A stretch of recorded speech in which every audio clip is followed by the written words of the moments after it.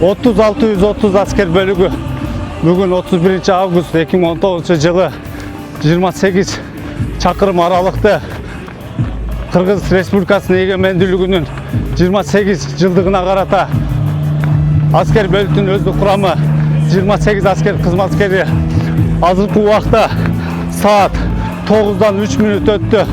Аралык 18 чакырымды өттүк. Балдардын абалы жакшы.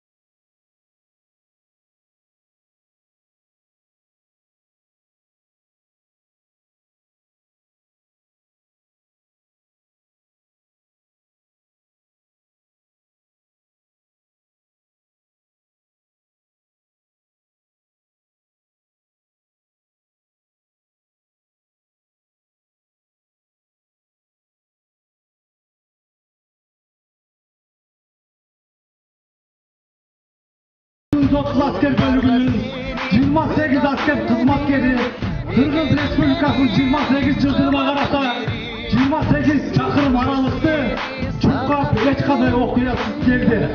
Toplu çetekligen Mayor Abdikayımov.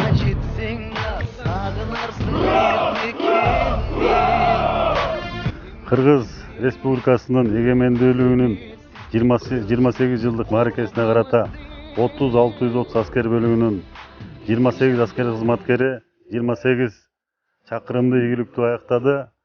Бул иш-чараны өткөрүүдө жогорку командачылыктан жана жергиликтүү бийликтин жардамы менен уюштурулду. Жана ошондой эле бул иш-чаранын максаты аскер бөлүктөгү өздүк курамдын ден соолугун чыңдоо жана ошондой эле жергиликтүү жашаган элдерге аскерге чейинки жаштардын мекенге болгон сүйүүсүн, патриоттуулугун жогорку деңгээлге көтөрүү максатында уюштурулду. Бардыгыңыздарды Кыргыз Республикасынын эгемендүүлүгү менен, майрамы менен куттуктайм.